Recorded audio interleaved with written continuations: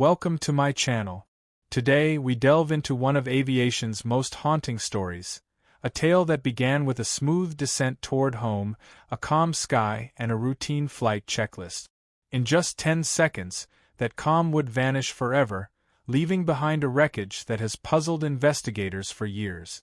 This is not just the story of a crash, it's the story of how 10 seconds can change hundreds of lives, how a flight that should have been uneventful became one of the most mysterious tragedies in modern aviation history. It was a bright morning, the kind pilots love, a clear horizon, gentle winds, and an open sky that promised an easy flight. Flight 292 had taken off just after dawn, bound for a major city only a few hours away. The passengers were an ordinary mix. Families returning home, business travelers reviewing notes, a young couple on their honeymoon, a flight attendant counting down the hours to her final flight before retirement. Nothing seemed out of place. In the cockpit, Captain Richard Hale, a seasoned pilot with over 15,000 hours of experience, sat beside his co-pilot, First Officer Dylan Reeve. The two had flown together before, a quiet, steady team known for their precision. At 35,000 feet, the flight was smooth, calm, even routine. No turbulence, no warning signs, nothing to suggest that by the end of the day, their names would be carved into history. As the plane began its descent, the chatter in the cabin grew lighter. Children pressed their faces to the windows, excited to see the city lights twinkle below. Flight attendants moved through the aisles with practiced ease, securing trays and preparing for landing. In the cockpit, the crew went through their standard landing checklist. Everything looked perfect. Weather conditions were favorable, fuel levels stable, landing gear systems normal. The aircraft, a modern jet maintained to perfection, responded flawlessly to every command. Then, at 18,000 feet, the first anomaly appeared, so small it might have been ignored. The altimeter on the captain's side flickered. A single blip, a momentary glitch. Dylan noticed it but said nothing at first. In aviation, small errors happen, a brief power fluctuation, a sensor lag. But then, seconds later, the warning light for hydraulic pressure flashed red for half a second and disappeared again. Captain Hale frowned, scanning his instruments. "Did you see that?" he asked. "Hydraulic light?" Dylan nodded. "Just for a moment."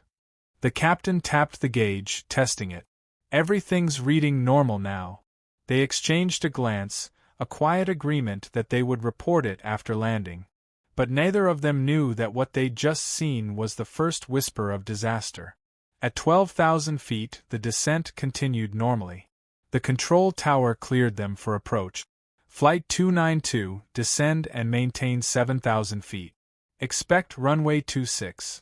The captain acknowledged, voice calm and confident. "Roger that, descending to 7,000, runway 26.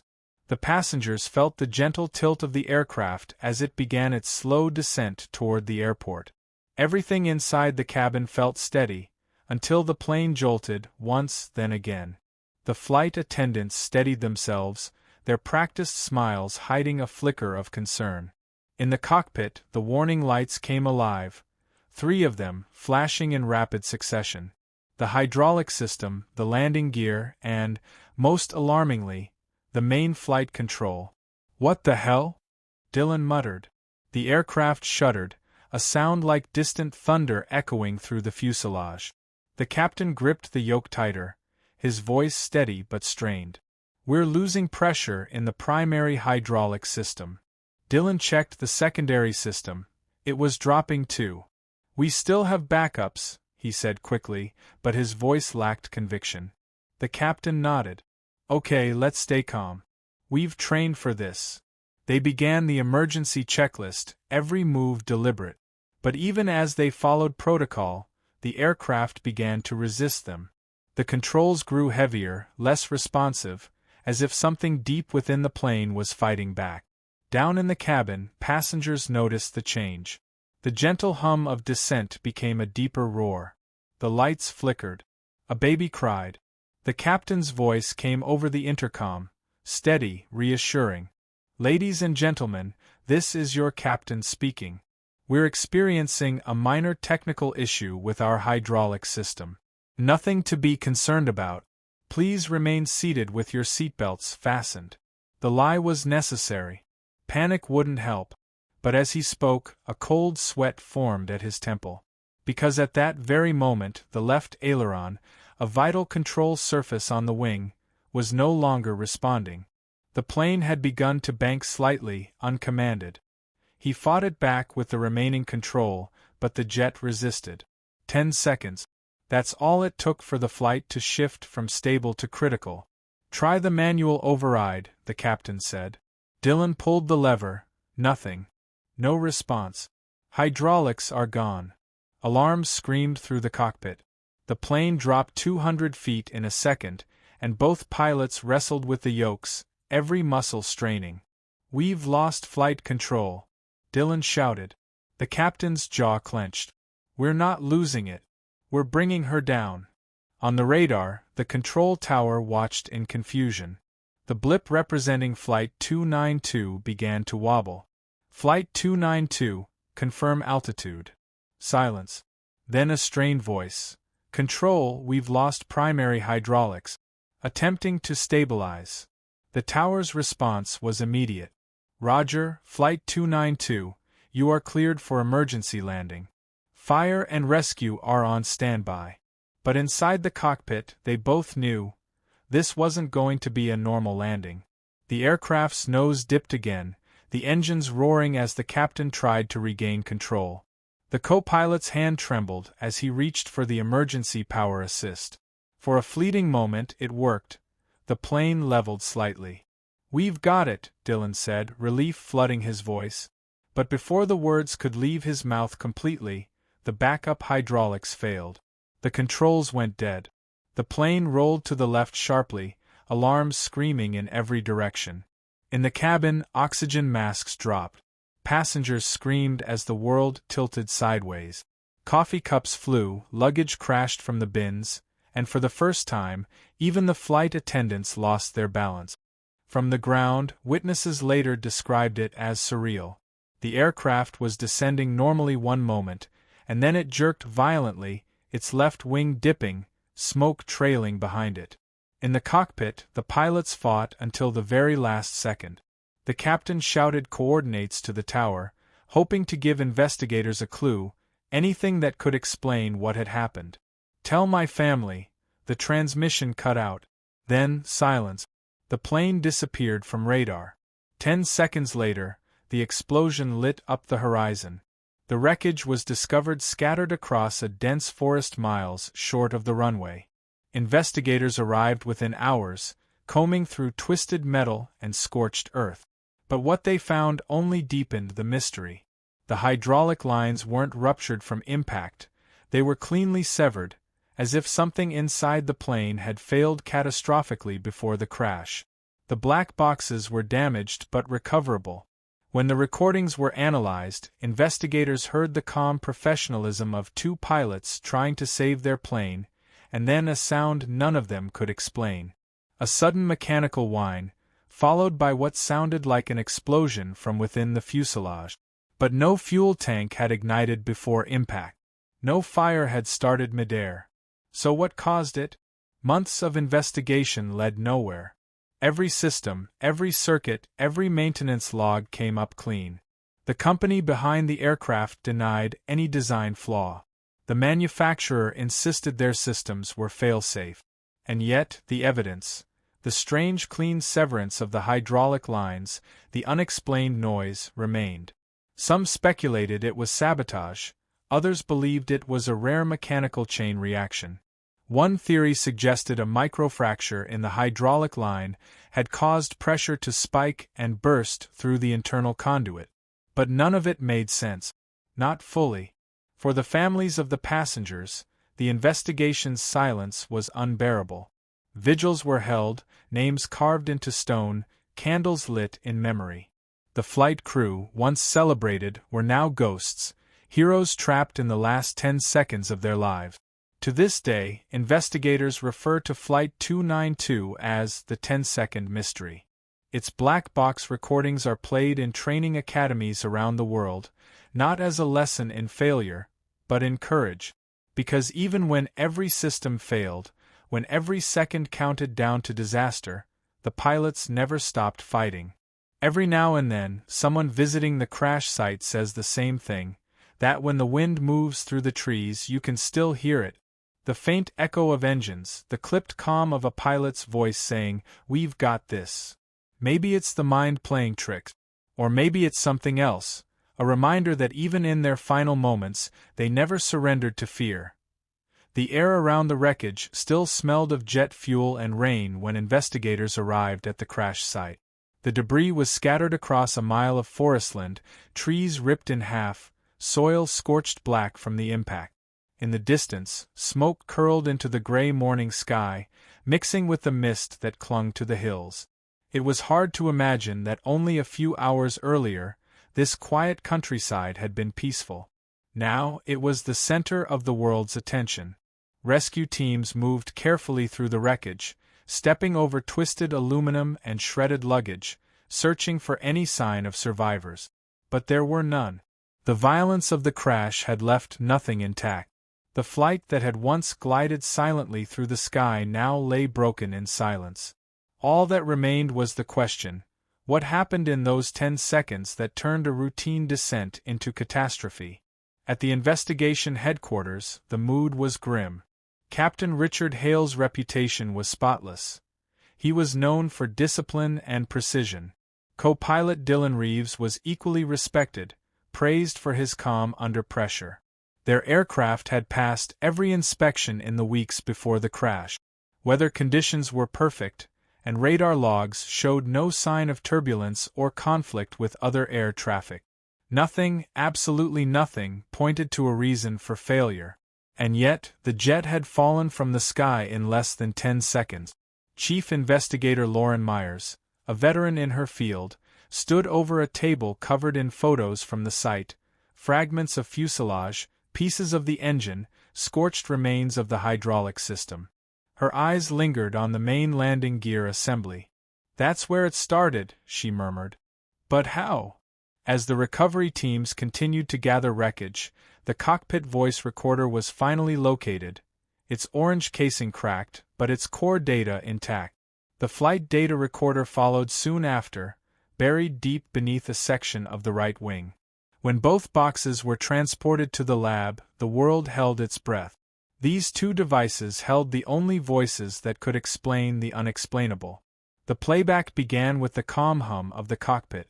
For the first 2 hours of the flight, everything was normal, routine conversation between the pilots, light jokes, the sound of radio chatter from air traffic control.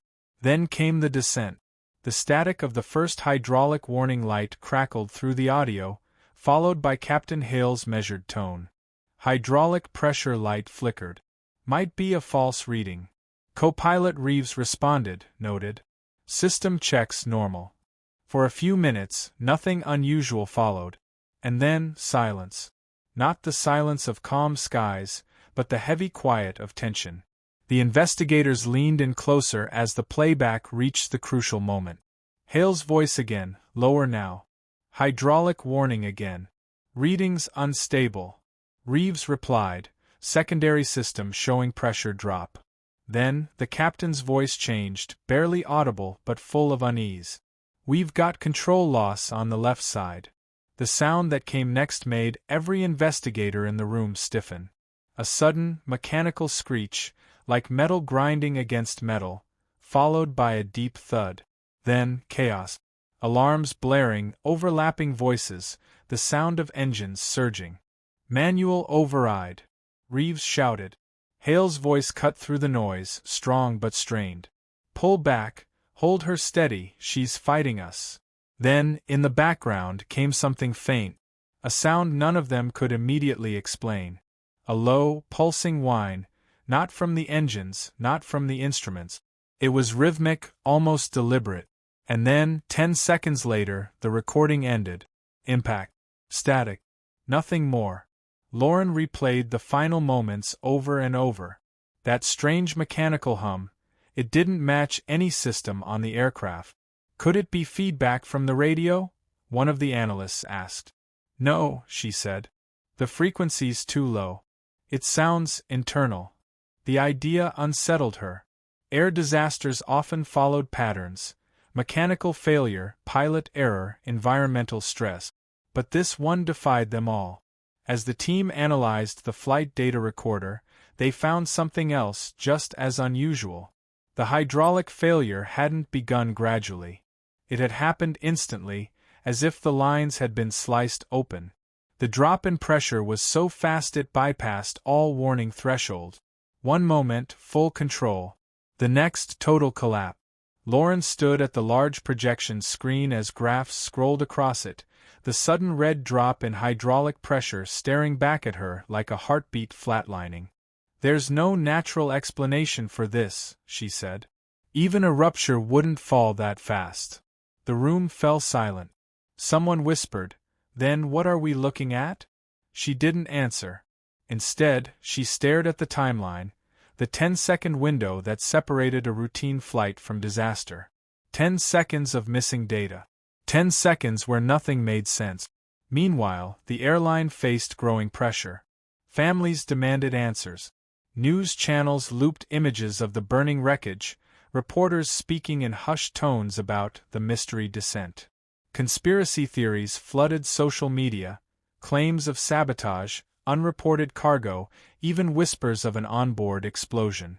The airline's CEO appeared on television, insisting that maintenance records were flawless, that the pilots were exemplary. "We are cooperating fully with investigators," he said. But behind the scenes, internal memos revealed a different story.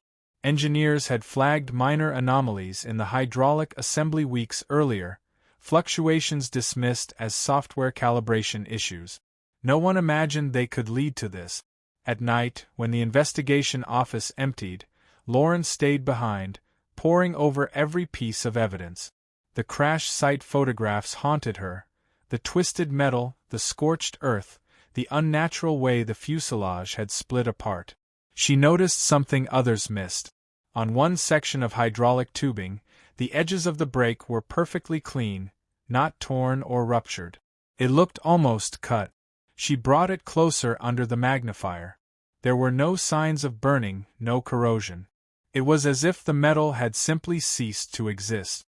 She leaned back in her chair, the thought creeping into her mind: what if it wasn't a failure? What if it was an event? In the following weeks, her team ran simulation after simulation. They recreated the pressure loss, the descent trajectory, the control loss sequence. But every model ended the same way: nothing matched the real data. In every known failure scenario, the crew should have had at least 30 seconds to respond. They'd had 10. Something invisible had happened in those missing 20 seconds, a chain reaction so violent that even modern recorders couldn't capture it. Lauren stared at the final radar trace. The aircraft had pitched down at a perfect 17-degree angle before impact. Too precise for chaos, too controlled for coincidence. The families began visiting the site as investigators continued their work. Flowers, photos, and handwritten notes covered the fence line. Parents clutched each other. Children asked questions no one could answer. Journalists lingered at the perimeter, chasing fragments of truth. And through it all, the same question echoed: how could a routine descent turn into a mystery that even science couldn't solve? One evening, as the sun set behind the mountains, Lauren stood at the crash site, the cool wind rustling through the grass. She closed her eyes and listened. The silence was heavy, almost alive. Somewhere deep inside, she felt it, the same sensation she always did at sites like this. The air held the memory of what had happened, and though she couldn't explain it, she knew the truth was still here, buried under layers of earth and steel. The 10 seconds that changed everything had not been an accident. She just didn't know yet what had taken their place. Days turned into weeks, and still the mystery of Flight 292 refused to be solved. The investigation had all the pieces: data, recordings, wreckage, but none of them fit. Every expert who looked at the evidence reached the same quiet conclusion: something didn't add up. There was no weather interference, no missile strike, no pilot error, no explosion. The engines were fully functional until impact. The hydraulics had failed, yes, but in a way no one had ever seen before. It was as if the plane had simply decided to stop flying. Lauren Myers sat alone in the investigation room late one night, the fluorescent lights humming softly above her. On the screen in front of her was the black box waveform, the final 10 seconds of Flight 292. She had listened to it hundreds of times. The voices of Captain Hale and First Officer Reeves played on a loop in her mind. Manual override. Pull back. Hold her steady, she's fighting us. Then, that haunting sound again, the low mechanical hum that shouldn't have been there. She pressed rewind, isolated the frequency, and listened again. It wasn't just a hum, it had rhythm. It pulsed. Slow, steady, deliberate. Like a heartbeat made of metal. She ran the sound through filters, removing static, enhancing clarity. Beneath it, she heard something she hadn't caught before, a whisper. It wasn't speech exactly, but it was human. A breath. Someone, or something, had exhaled near the cockpit microphone seconds before the final impact. But both pilots were speaking. Both their voices were accounted for. So who else was there? Her phone buzzed. It was Alan from the lab. "Lauren," he said, his voice tense, "you might want to see this." Within an hour, she was standing over a table in the maintenance hangar, staring at the piece of hydraulic tubing she had examined days earlier.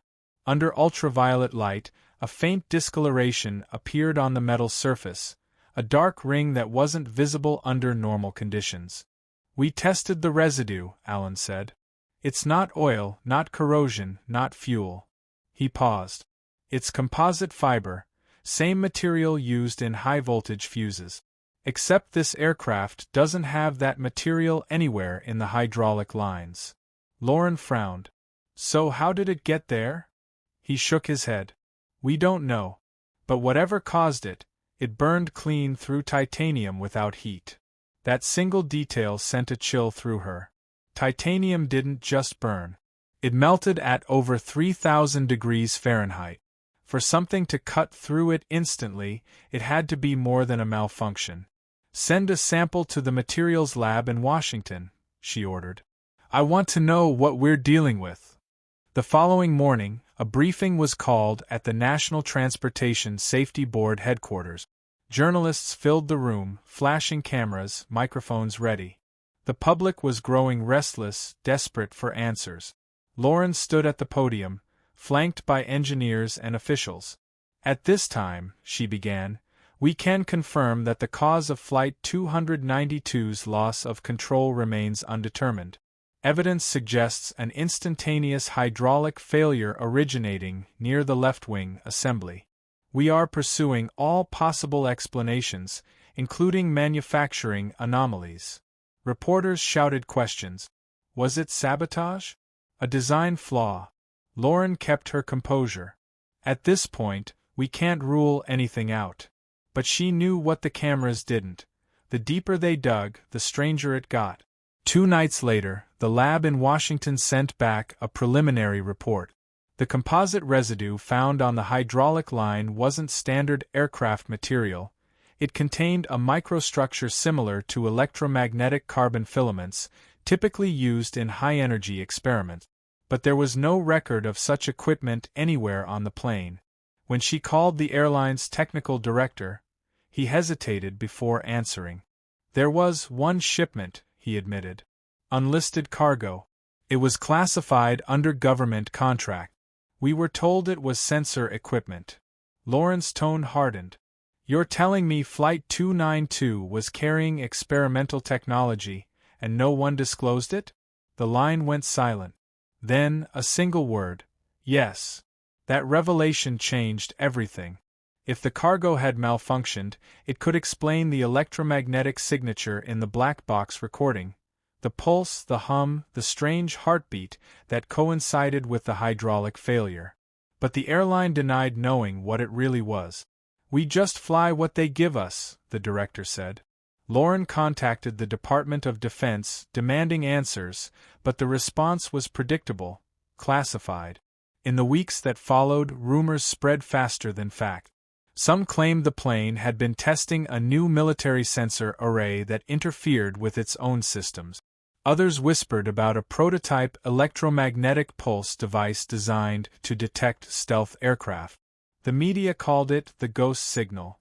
One newspaper headline read, "10 seconds of silence. Was Flight 292 hit by its own technology?" The families demanded truth. Politicians demanded accountability. And through it all, Lauren couldn't shake the image of the pilots, their calm unraveling into panic as the cockpit descended into chaos. One afternoon, she visited Captain Hale's widow, Maria. The woman lived in a quiet suburb, far from the noise of reporters. Her eyes were tired but kind. She handed Lauren a small flash drive. "He used to record his own flight notes," she said softly. "In case something ever went wrong." Lauren took it gently. That night, she played the files in her office. The recordings were simple, routine checklists, maintenance logs, reflections on weather patterns. Then, a file dated 3 days before the crash. Hale's voice filled the room, steady as always. "Something strange happened on the last test flight," he said. "The instruments spiked near descent, then reset themselves. Maintenance said it was nothing, but I've never seen readings like that. If it happens again, I'm grounding the plane." Lauren leaned back, her pulse quickening. The captain had seen the signs.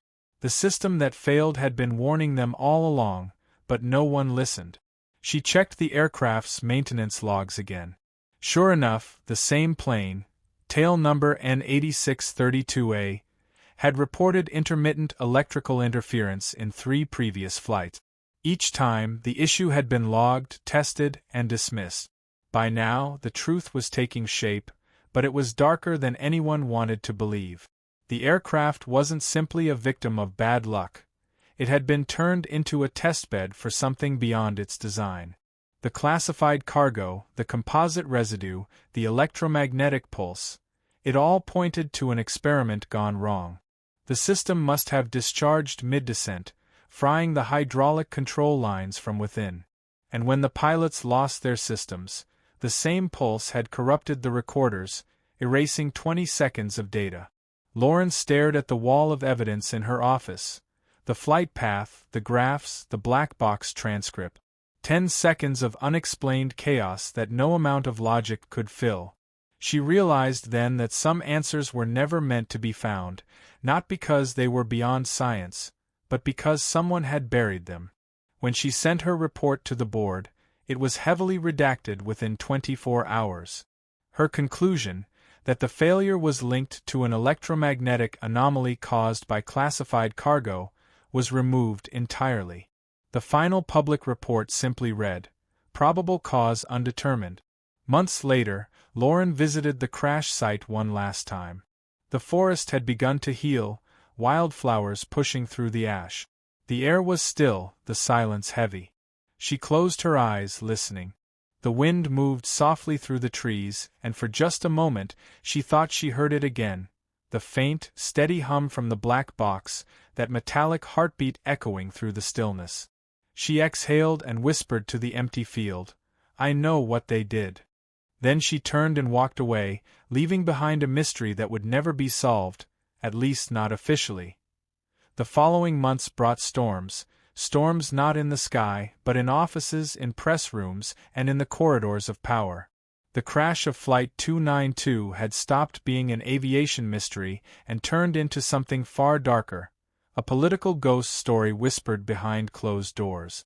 Every file Lauren Myers tried to access seemed to vanish. Every lead she pursued was cut off by silence. Calls went unanswered. Witnesses who once spoke openly suddenly changed their statements. And the few who didn't, technicians, engineers, even one air traffic controller, were quietly reassigned or left their posts altogether. Lauren's gut told her what she already feared. Someone didn't want the truth out. The deeper she looked, the heavier the resistance became. What began as a standard NTSB investigation was now tangled in government bureaucracy, redacted documents, and cryptic warnings. "You're asking questions that don't belong to you," one anonymous email read. "Walk away, Myers. Let it go." But she couldn't. She had looked into the black box data too many times, heard the same haunting hum that defied all explanation. Something about those final 10 seconds wasn't mechanical. It was deliberate. It started small. A single envelope slipped under her office door one morning. No return address, no message, just a memory card.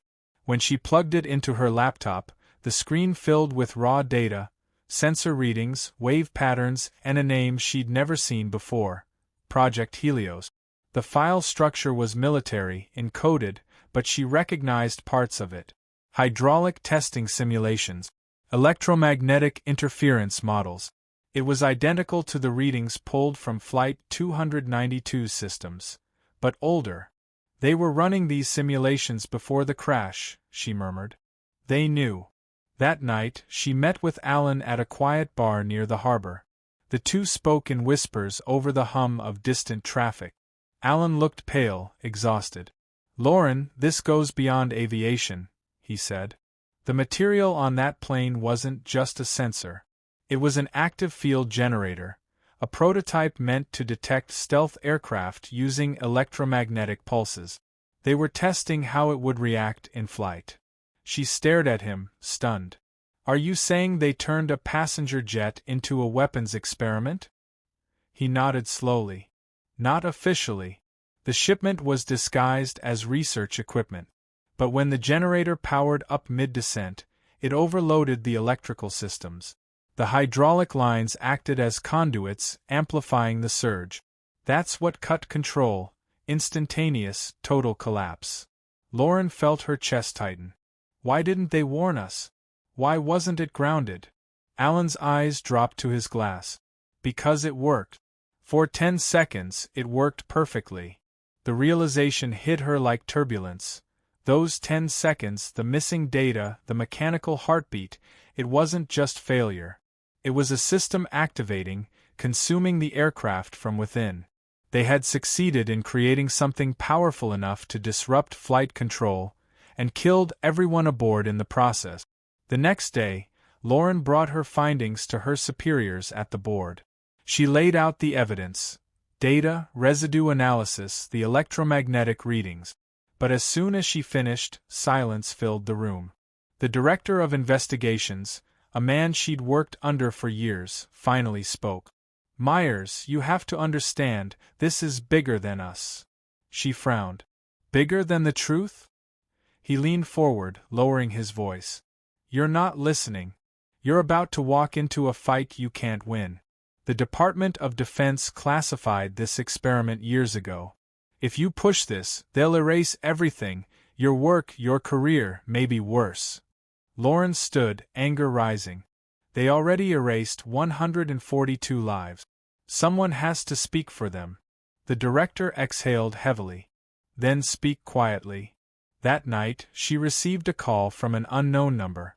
The voice on the other end was calm, deep, measured. "Ms. Myers, I suggest you stop digging. You've done good work. Let the report close." She swallowed hard. "Who is this?" The line went dead.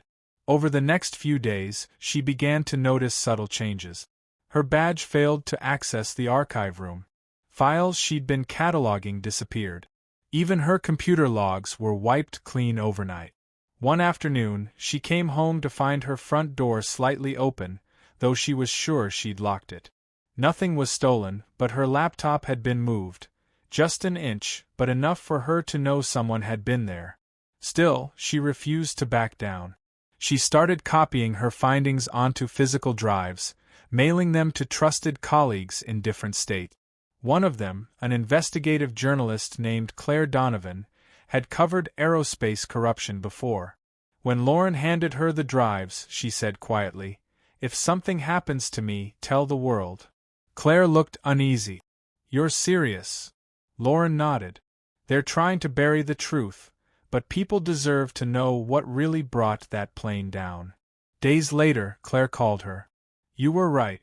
Project Helios was real. It's buried under a joint defense contract.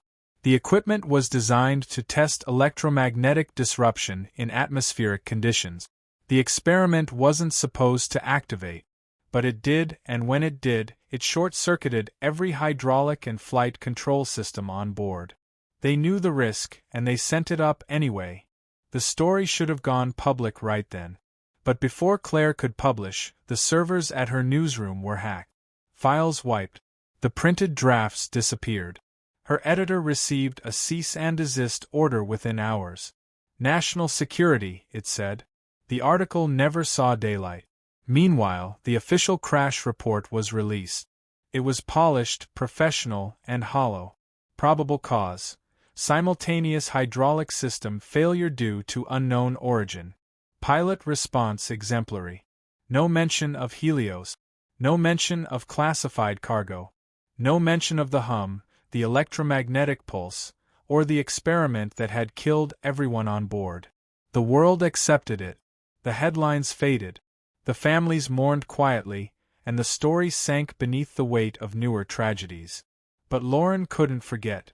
She returned to the crash site once more, just as the sun dipped below the horizon. The forest had regrown, green and gold in the fading light. The wreckage was gone now, but she knew exactly where the cockpit had come to rest. She knelt there, pressing her hand to the cool earth. "You didn't fall," she whispered. "You were brought down." Behind her, the wind rose, and for a heartbeat, she thought she heard it again, that faint, rhythmic hum, the mechanical pulse that haunted every recording. She stood, heart pounding, staring at the horizon. Maybe it was imagination. Or maybe it was a warning. The hum grew louder, then faded into silence again, swallowed by the wind. In the weeks that followed, Lauren left the NTSB quietly. No statement, no interviews. The official line said she resigned for personal reasons. But those who knew her best said she left because she couldn't stand watching truth being rewritten. She vanished from public view, her name fading from the news cycle. But whispers remained, rumors that she'd sent copies of her findings overseas, to independent aviation watchdogs, maybe even to foreign journalists. No one ever confirmed it. Then, one night months later, a single encrypted file appeared on a private aviation forum. No author, no source. Just a timestamp and a title: Flight 292 Final Transmission. Inside was 10 seconds of audio, distorted, low, and unmistakable. The hum. The heartbeat of the machine that had killed them all. Listeners described it as chilling, unnatural, almost alive. It faded after exactly 10 seconds, replaced by a faint, human whisper. A voice that sounded eerily like Captain Hale's. "We never lost control," it said. Then the file cut to static. That clip was downloaded, deleted, mirrored, and shared until the government scrubbed it completely. But by then it was too late. The world had heard it. And in those 10 seconds, Flight 292 became more than a tragedy. It became a legend. A warning about how science and secrecy can collide at 30,000 feet. And about how, even when everything falls from the sky, the truth still finds a way to fly. The world had almost forgotten Flight 292. Months had passed since the report was released, and new headlines had already buried the tragedy beneath fresher chaos. Air travel had resumed, public confidence was returning, and the phrase "hydraulic failure of unknown origin" had become just another statistic. But for a few people, those who knew what was buried under redacted lines and government signatures, the story was far from over. Lauren Myers lived in quiet exile. She had left Washington, trading the cold glass walls of the NTSB for a small cabin near the Pacific coast. It was peaceful there, waves breaking against the rocks, fog curling through pine trees. She told herself it was enough. But at night, she still woke to the sound of engines in her dreams, the metallic hum from the black box looping endlessly in her head. She kept a locked case under her bed, filled with the drives she'd hidden, copies of her research, photos of the wreckage, transcripts of the missing 20 seconds. Everything the world wasn't supposed to know. She tried to disappear, but ghosts have a way of finding the living. One morning, she woke to a knock on her door. When she opened it, a woman stood there, rain dripping from her coat, a badge half concealed beneath the lapel. "Ms. Myers," the woman said. I'm Agent Rena Collins. I work for the FAA Task Force on Unresolved Aviation Incident. Can we talk? Lauren hesitated but let her in. The woman's tone was calm, almost rehearsed. I read your original report. The one before it was redacted. Lauren's pulse quickened. That report doesn't exist anymore. Collins gave a small smile. It does now. The agent laid out a folder on the table. Inside were photos Lauren hadn't seen before. Satellite images taken just before the crash, radar interference logs, even internal memos marked Project Helios classified experimental data stream. Collins said quietly, "We've been monitoring unauthorized transmissions connected to that project. 2 weeks ago, one of our sensors picked up an electromagnetic burst over the Atlantic, identical to Flight 292's pattern." Lauren stared at her. "You're saying it's happening again?" "I'm saying," Collins replied, "whatever caused Flight 292 didn't end that night." The idea sent a cold wave through her. It had taken her months to accept what happened, to believe it was buried. Now, it was as if the crash was alive again, replaying itself in the clouds above another flight path. Collins leaned forward. "We think someone's trying to replicate the experiment." She paused. "And we think they used your report to do it." Lauren's chest tightened. "That's impossible. My files are encrypted." Collins shook her head. "Not all of them. The black box data was copied from the NTSB servers 3 days before you resigned." Lauren closed her eyes. Whoever had stolen it knew exactly what they were doing. They didn't just want the truth. They wanted control of the weapon hidden inside that truth. 2 days later, they flew to Washington under false names. Collins led her to a secure hangar on the outskirts of Dulles, where a replica of Flight 292's hydraulic system was being rebuilt. Engineers moved carefully around it, testing sensors and valves. "We recovered pieces of the Helios generator from the crash," Collins explained. "It was embedded in the cargo hold shielding. The military claimed it was destroyed, but we traced fragments with residual energy signatures. That's how we confirmed it wasn't a sensor, it was a field emitter." Lauren studied the wreckage, her hands trembling. They used electromagnetic resonance to create a pulse strong enough to detect stealth aircraft. But the pulse turned inward. It fed into the plane's own systems. Collins nodded. "Exactly. The plane became its own weapon." 4 hours they reviewed the recovered data. Each test, each waveform, each surge lined up perfectly with the last 10 seconds of Flight 292. "It wasn't an accident," Lauren whispered. "They triggered it manually." Collins didn't deny it. The activation signal came from ground level. Someone at the control center flipped the switch. Lauren turned to her. "Who?" Collins hesitated. "We don't know. The logs were erased. But we found this." She handed her a photo, grainy, taken from airport security footage the morning of the flight. A man in a dark coat, walking with a briefcase marked property of Helios. No record of him boarding the plane. No record of him leaving. That night, Lauren sat alone in her hotel room, the city lights flickering outside. She played the black box audio again. The hum, the static, the voices. When she reached the end, she heard something she'd missed before. Between the chaos and the impact, a single word, faint but clear. Activate. Her breath caught. She rewound, played it again. The same word, buried beneath the noise. Activate. The next morning, she played it for Collins. The agent's expression darkened. "That's not the pilot's," she said. "It's coming from the intercom channel." Someone patched into the cockpit. Lauren's voice was barely a whisper. "The ground transmission." Collins nodded grimly. "They didn't lose control. Someone took it from them. It was the missing piece, the proof Lauren had needed but feared to find. Someone had remotely triggered the Helios device, using the plane as a live test. Whether it was a rogue operation or an authorized experiment gone wrong, it didn't matter. What mattered was that it had killed everyone aboard, and now someone was trying to do it again. They traced the stolen data trail to a private defense contractor, Halberd Dynamics, a name buried deep in the Helios files. The company had dissolved publicly after the crash, but its assets had quietly merged into new subsidiaries. Through encrypted accounts, they'd been funding new research offshore. Collins arranged a covert meeting with a whistleblower, one of Halberd's former engineers. They met him in an empty warehouse outside Baltimore, his face hidden by a hood. "You don't understand what you're dealing with," he told them. Helios wasn't a failure. It was a prototype. They perfected it. And now they're deploying the full-scale version. Lauren stepped closer. Deploying it where? He hesitated. Not where, on what? They're mounting it on unmanned aircraft.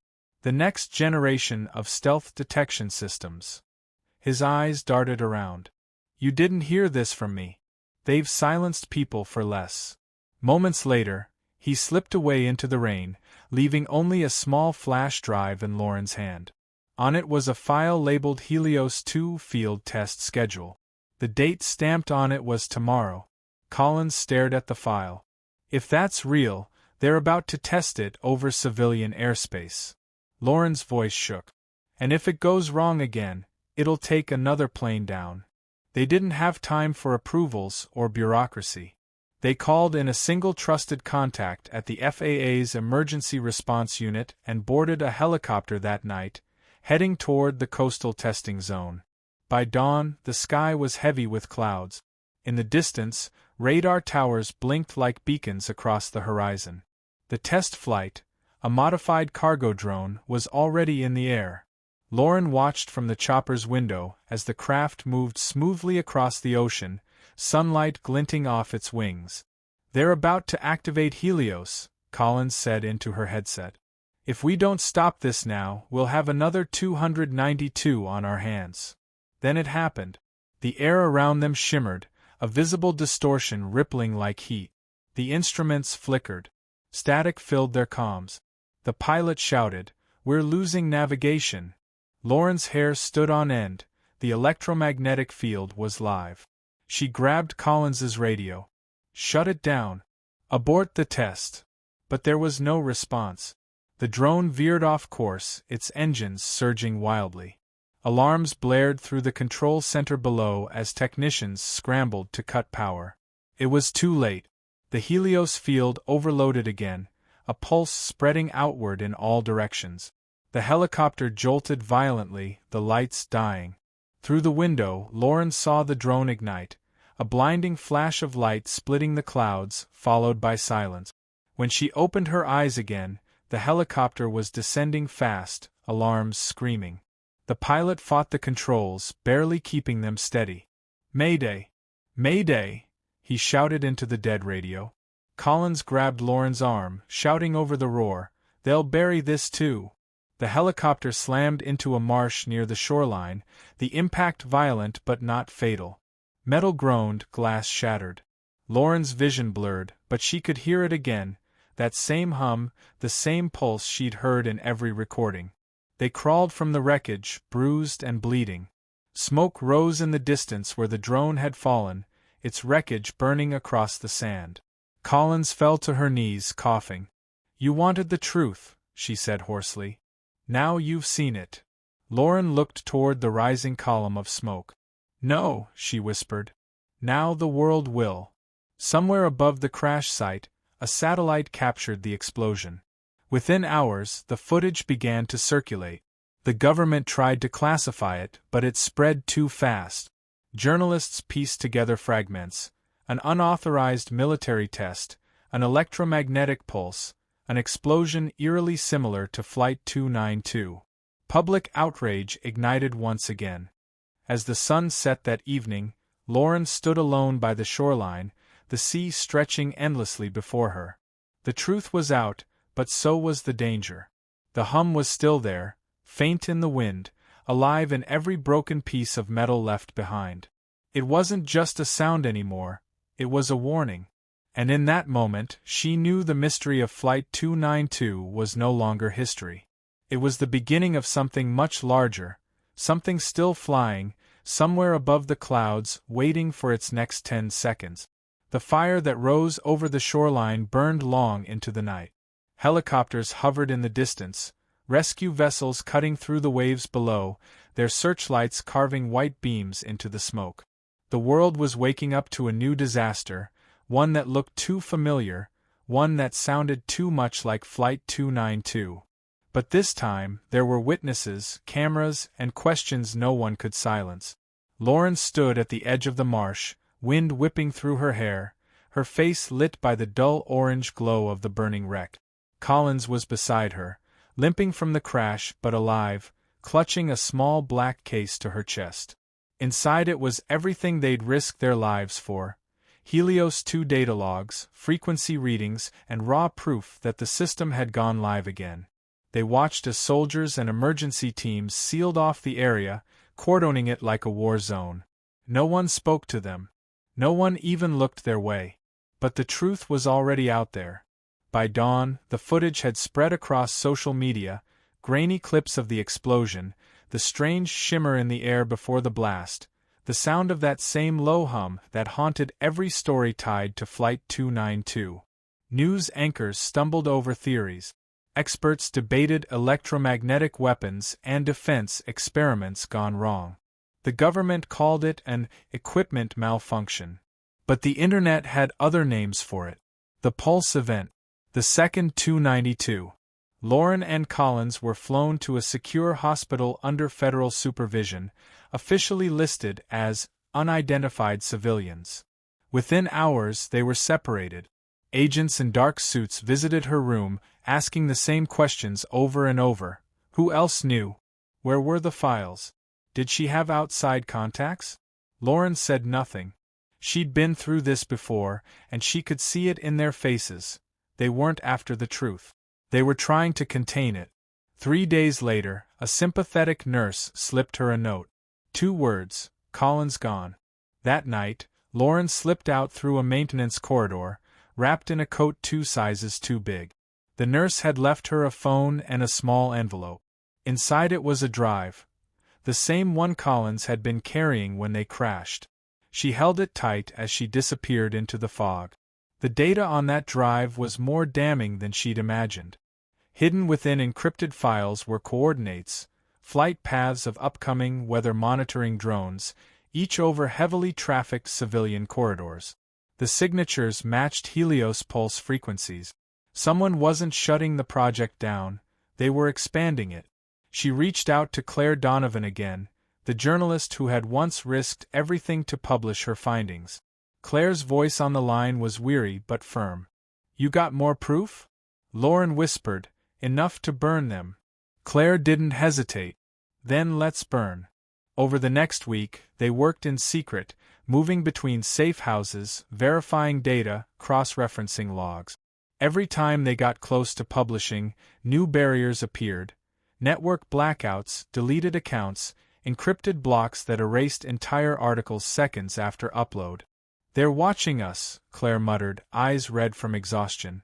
"Every word we write dies before it's born." Lauren leaned back, rubbing her temples. "Then we don't write it," she said quietly. "We broadcast it." They hacked into a live aviation safety stream, an automated broadcast that monitored air traffic and weather alerts worldwide. At exactly 18:04 Greenwich Mean Time, the feed flickered. The host's voice cut to static, replaced by Lauren's steady tone. "This is not an accident report," she began. "This is a warning." For the next 5 minutes, millions of viewers watched as she detailed the true cause of Flight 292, the Helios experiments, and the evidence that proved the technology had killed again. "They will call this conspiracy," she said, her voice calm, measured. "They will tell you we're wrong. But the data you see now is real, and it's yours." Coordinates scrolled across the screen, files began downloading automatically to public servers, and the words Project Helios equals truth appeared in bold white text. Then the feed went dark. By morning, chaos had erupted. Aviation authorities denied everything. Defense officials claimed the broadcast was fake. But the damage was done. Hundreds of pilots, engineers, and technicians began leaking their own documents, maintenance reports, satellite logs, classified memos, all pointing to one conclusion. Flight 292 had been the first test of a weapon never meant to exist. Lauren went into hiding again. She never gave another interview, never appeared in public. But people began finding traces of her online, encrypted forums, ghost posts signed simply Elm. Each post carried fragments of data, warnings about test patterns, whispers about new prototype. Some called her a hero. Others said she'd vanished entirely, her silence proof she'd been silenced. Months passed. Then, one night, a passenger on a transatlantic flight filmed something strange through the window. A faint shimmer rippled across the clouds below, followed by a distant hum. The plane landed safely, but the video went viral within hours. The comments were immediate. "It's happening again." Somewhere on the Pacific coast, in a small cabin overlooking the sea, a woman sat alone with a laptop. She watched the footage in silence, the glow of the screen reflecting in her tired eyes. Then she opened a secure folder labeled Helios, Final Report. Inside was a single audio file. She pressed play. For 10 seconds, the hum filled the room, steady, haunting, familiar. At the end came the same voice that had haunted her for years, Captain Hale's final words from Flight 292, "We never lost control." She closed her eyes. "No," she whispered. "You didn't." The screen faded to black. Outside, the wind picked up, sweeping over the cliffs, carrying the sound of distant waves, and, if one listened closely, something else. A low, rhythmic pulse, faint but unmistakable, echoing beneath the surf. The world had been warned. The truth was out there now, unstoppable. But somewhere, deep within a government hangar, a row of silent drones waited for activation, their systems humming in perfect unison. And as the lights flickered on above them, one phrase appeared on a nearby monitor. "Project Helios, test ready." Thank you for watching this story. If it moved you, if it made you think, don't forget to like, comment, and subscribe for more real aviation mysteries that remind us how thin the line is between science, silence, and the sky.